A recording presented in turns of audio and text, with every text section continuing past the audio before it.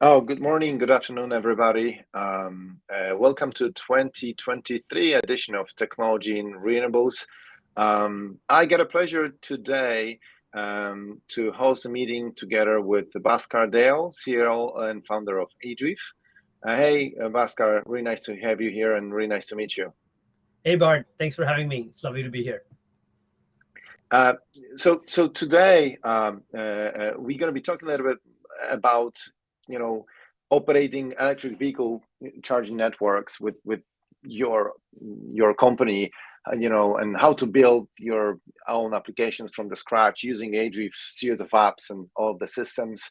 As this technology is really inspiring to enable, also the e-mobility transition, and it would be really great to hear at the very beginning, how long you guys operate on the market and what get you inspired to start eDRV, and what are the long-term goals of your company. Sure. Yeah. Thanks. Thanks again, Bart, for having me. So I have been working in the clean energy sector now since 2009. So right after my MBA, was very fascinated by the clean energy transition as an opportunity, and having spent the last decade in this space, about 3 years ago, founded eDRV with basically a couple of ideals in mind. Like, first of all, how could I personally contribute as an entrepreneur to the energy transition? And the energy transition for the last decade has been all about the power sector, but sometime around 2017, 18, it became evident that much more needed to be done, not just in power, but then also in transportation and food and all these other sectors. And then so that seemed like the right opportunity to kind of jump in, particularly for eDRV. So yeah, we were founded in 2020 in the middle of, or just at the cusp of, or the eve of the pandemic, the COVID-19 pandemic. And we were founded with the mission, along with my co-founder Rupo, to kind of try and imagine a future where anybody could build applications, could innovate around electric vehicles and electric vehicle charging, and imagining a platform that could sort of facilitate that innovation to be accelerated. So that's really the vision for us, and that's what we've set out to build. But you guys are not just a standalone OCPP white label platform, aren't you? You're a bit more on that, and even just quite different than that. So can you tell me a little bit more about your competitive landscape, for electric vehicle charging infrastructure, and how you at eDRV, fits into this landscape?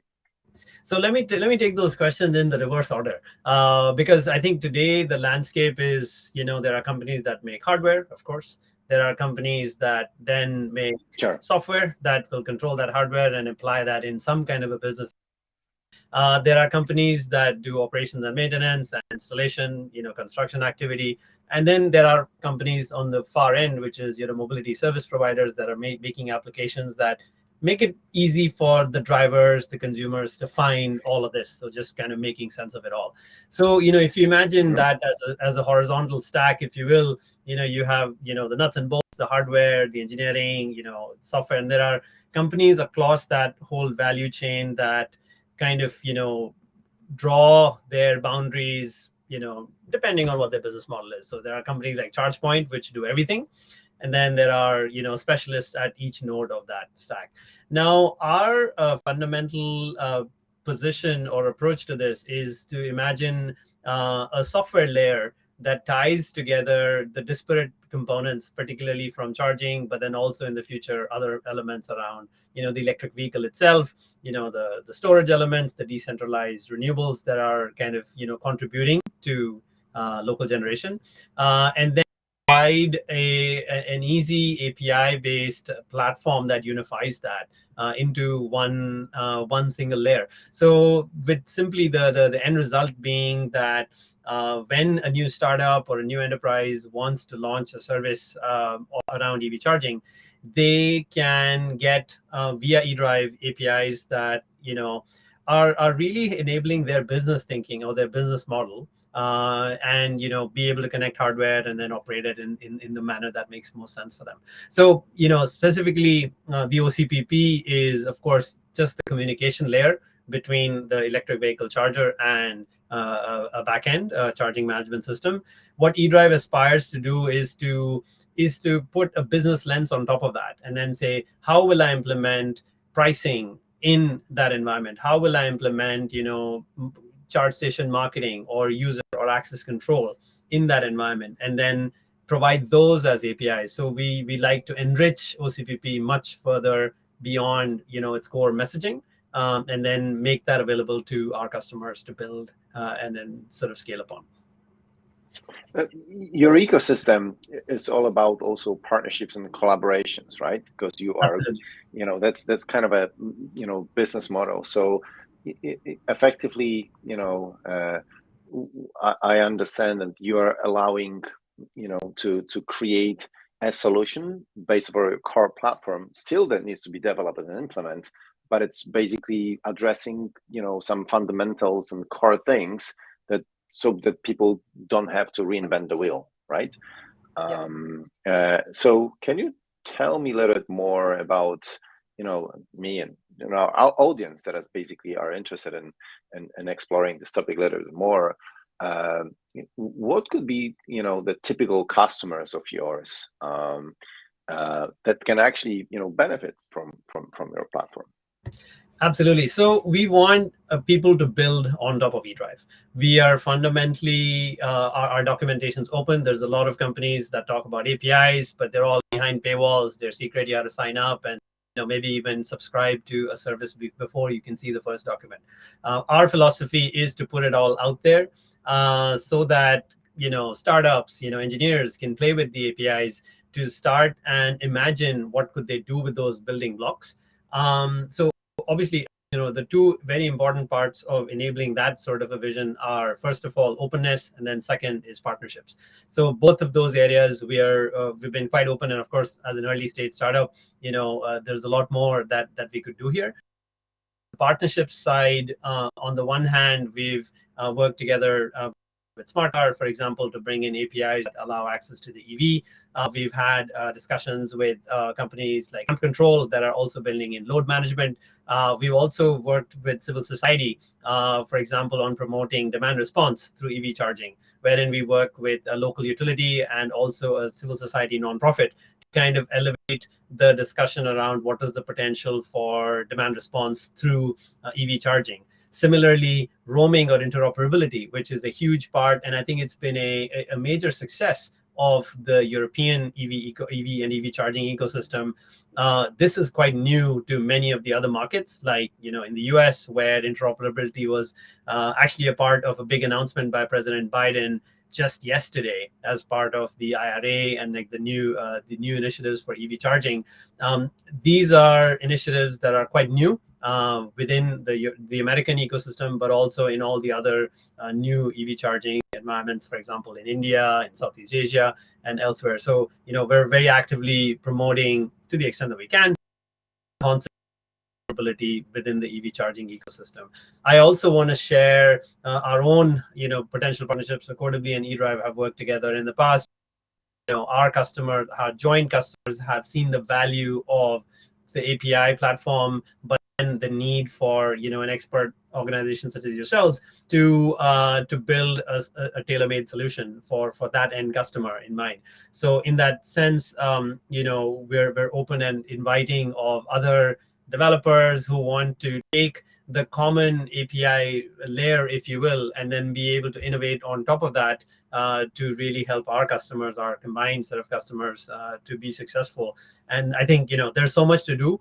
The EV charging and the EV landscape is complex. There are many nodes, many actors. So I think it needs all of us to work together to be able to make it happen. So you mentioned, so that's great, and thank you for sharing this.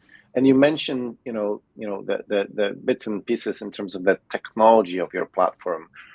So can you explain a little bit, how that technology works? Like, if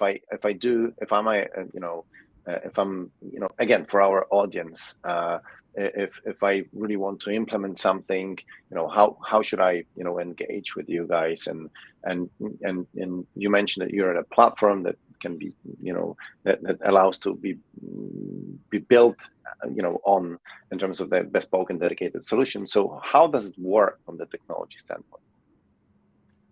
Yeah, absolutely. And the vision with which we've constructed eDRV is to think of ourselves as solving the problem of what is the charging commons. So the charging commons, I mean, what is the core set of functionality that any business wanting to implement EV charging in terms of an application, a web application, payment, fleet environment, what are the core set of things that everybody needs, and then wrap them up in APIs and then make them available in a robust and scalable fashion. So let's talk about what those charging commons are. Those charging commons are, first of all, every EV charging application needs hardware connectivity. So that's the OCPP layer. It allows eyes-on hardware, maintenance, being able to push firmware updates, things like that. So those are the core elements that every single application needs to address as a first before they can think about anything else. So those are one bundle of APIs. Then you must in every application have some notion of a user. So maybe it's, in the case of a fleet context, it's an EV that's more important, but in the case of a typical public charging, it's an EV driver. So a notion of a driver or a user. A third element, again, charging common, is then, am I going to offer charging in a paid context, or am I just doing it behind some kind of a fence where I just want to track a transaction? So essentially a pricing engine. And then a fourth component then is, none of this matters if you cannot do that in an energy efficient and sort of a load balance sort of a way. So all the energy and the energy management part that comes in. So if you can then imagine, it provides building blocks that facilitate each one of those core components, so that a fleet customer may pick the ones that are relevant for them, versus a public charging customer may pick a different set that is relevant for them, but very quickly be able to go live, have an application that's up and running in a short amount of time. In the future, we want to then further supplement these APIs to then also include MSP related applications or endpoints, so that customers can also enable transactions on other networks, so somewhat like a roaming transaction. So yeah, that's sort of the way we've envisioned the platform and are continuing to build towards that goal. So you talk about a bit of a future platform ideas and future plans, and so I just really want to get back to what you just mentioned about efficiency in loading EVs, everything connected with load balancing and demand response. Can you explain a little bit more in terms of what are your plans to grow this platform within those capabilities as well? Because as we all recognize, everything connected with managing energy and energy efficiency, especially when it comes to renewable energy, is becoming more and more critical in terms of maintaining the grid and just enabling us to have seamless usage of energy as an end customers. And I'm talking about charging electric cars, but also living in homes. Or just using day-to-day electricity. But when it comes to your platform, so how does the future looks like? Yeah, no, thanks for that question. That's a very important question. So I often joke that we are living in the 1G equivalent of the charging or the EV charging landscape, right? Like on our phones, we all have the 5G solution. So there is going to be a 2G, 3G, and a 4G version of charging. Maybe it's going to be wireless. Maybe it'll be very well connected with all the local local generation, local storage, as well as EV charging. And I think we're seeing the first sort of green shoots of what that sort of looks like. Now, in our current setup, in eDRV's current environment, the standard load balancing or dynamic load management, which is happening at the building level, that is table stakes. So that is something that we provide to our customers. Now, where this is heading is being able to do that more intelligently, being more aware, being more integrated with the building energy management system. So that's something that we have we have on the card in terms of our roadmap. It goes much further than that.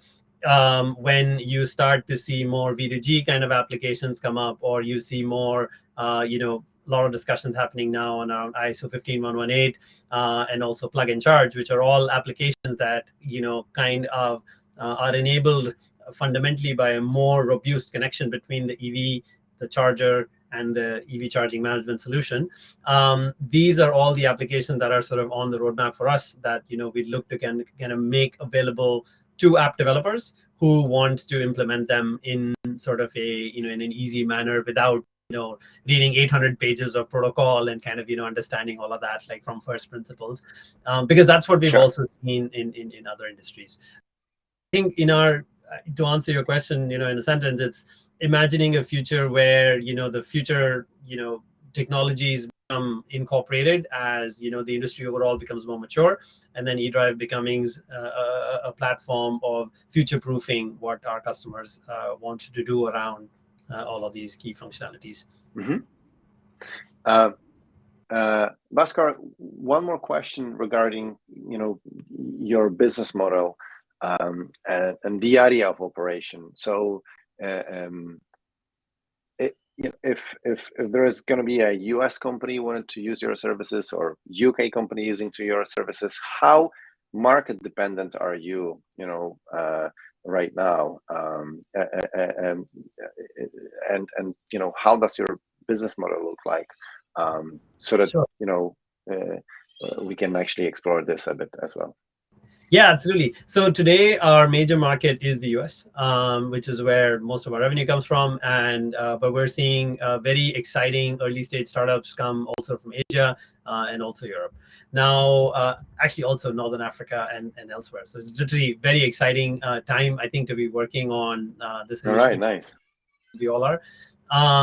In terms of the business model, it's a very important topic that's close to my heart, simply because I think as a nascent industry, the business model, there is no well understood or expected sort of an approach. So I think we see different companies taking different approaches. So I think it's still very much in a formulating or sort of early sort of a stage. We have experimented a little bit as a company to switch towards API usage-based pricing, or maybe even utilization-linked pricing. For example, can we link our business model or our revenue to how much a charger is used? However, we actually experienced pushback from the customers, because at the end of the day, the end customers imagine managing an EV charger as essentially a control of an asset, and then they want to think in terms of what's a monthly number. So is it going to be $10 a month or $20 a month and per charger? And then I want to as a customer see what's that number look like, and then I want to do my financial modeling calculations on the back of that. So because of that, we've kind of aligned ourselves with per port based pricing, but we're very keen and are quite open to kind of discuss other ways in which we can price it.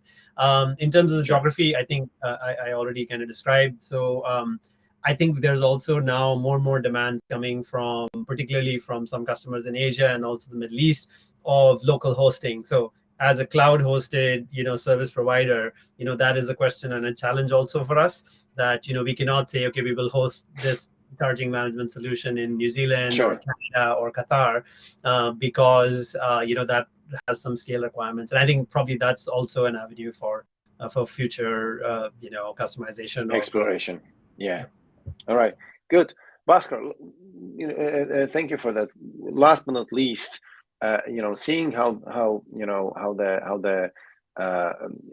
this industry is growing, I would like to ask your personal opinion. How would you see, how do you see the electric vehicle market, evolving over the next, 5 years?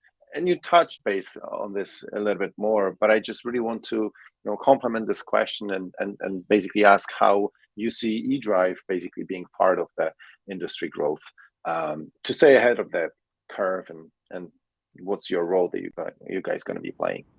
Yeah, no, thank you. That's a $1 million question, of course. And it's funny. 3 years ago when we started eDRV and we had some of our first investor conversations, we still got a question occasionally, which was like, oh, are EVs really going to be a thing? Are they actually going to happen? Will the big oil companies and big companies actually, buy into this idea? And I think that question has gone away. I mean, the last time I was asked was probably 2 years now. So it's clearly, a groundswell shift towards electrification that's happening not just in one country, but many dozen countries now. I think, of course, with US, China, Europe being sort of very fully activated towards, shifting to EVs, it means that it's definitely going to happen. And the next 5 years are going to be probably the most exciting time, because when you really see that hockey stick curve kind of, really see that inflection, I expect in the next probably 24 markets will hit, 20% plus penetration or sales of vehicles, and volumes are doubling here. So you probably, I don't remember, probably 50 to 100 million vehicles sold by then. And what that means for us is, of course, we have to keep running to stay at the same place. The market's changing very quickly. I think new technologies are coming to market, lots of investments going in, a lot of new innovation that's happening. And what we see as our role in that transition is to keep providing the building blocks, and to make it easy for the company that's going to enter this market in 2025 to not have to reinvent the wheel, and just start from having learned from all the knowledge that we as an industry put together, and then be able to leverage that. So that's where we want to. So more integrations, more seamless adaptations, and easier to kick off with the new products based on the growing core platform.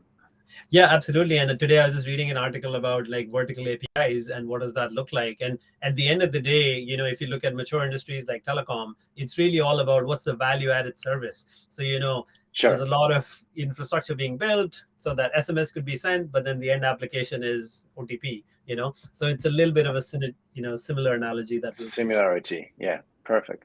Well, good, Bhaskar. Really great, to have you here, and thank you for your time. Maybe at the very end, you can tell our audience, how can they reach out to you, and how they should reach out to eDRV, in case of the interest. Yeah, absolutely. Thanks for that opportunity again, Bart. So yeah, if you're looking to build an application, if you want to cut time to market going live for EV charging as a business or as a startup, please reach out to us. Yeah, my email should be available here, but eDRV.io is the website, and look forward to speaking with you and working together. All right. Thank you very much, Bhaskar. Pleasure meeting you. And again, thank you all for attending and seeing this episode. Yeah, keeping fingers crossed for eDRV, and yeah, looking forward to seeing you guys growing in the future. And Bhaskar, thank you very much for your time, and all the best. Thank you very much. Thank you so much. Thanks for having me. Bye-bye.